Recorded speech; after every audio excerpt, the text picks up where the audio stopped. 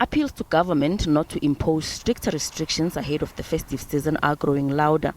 This as panic sets in amidst decisions to shut borders for Southern African travellers following the detection of the Omicron variant.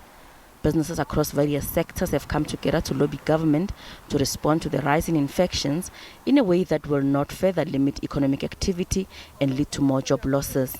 Government can't be saying that the travel bans are unjustified and it's a knee-jerk reaction, and then at the same time go and impose restrictions. So we've lost the international tourists. Let's make sure we don't lose the domestic tourists. We need to reassure them that things are under control.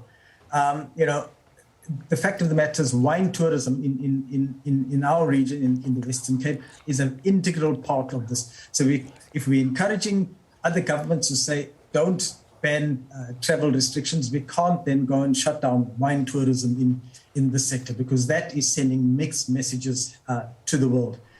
Economists say harsh lockdown restrictions can lead to even more job losses in the country. Indeed, concerns are that if South Africa goes into another severe lockdown, we will lose substantially more jobs.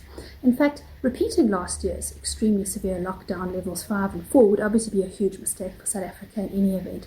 South Africa has seen substantial vaccination. Of course, 42 or closer to 45 perhaps people out of 100 are now deemed to be vaccinated, and government continues to push the vaccination drive quite hard in South Africa. Unfortunately, there's a lot of vaccine hesitancy or just vaccine disinterest.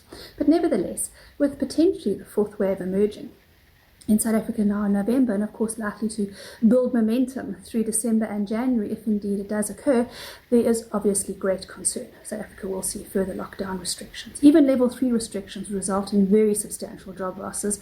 And from an economic perspective, and of course from a human livelihood perspective, it would be something quite strongly to be advised against.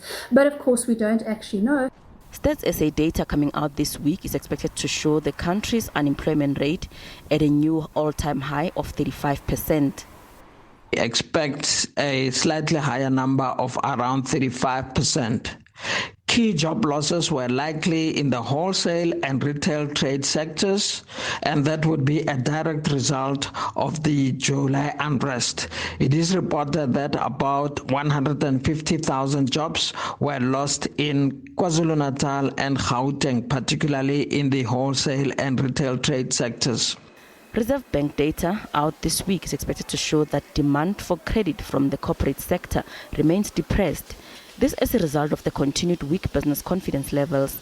ABSA will also release the Purchasing Managers Index, measuring the health of the manufacturing sector. It's expected to convey a slight improvement ahead of the festive season, although the sector continues to battle unreliable electricity supply and supply chain disruptions. Gloria Sefakomusi, SABC News, Johannesburg.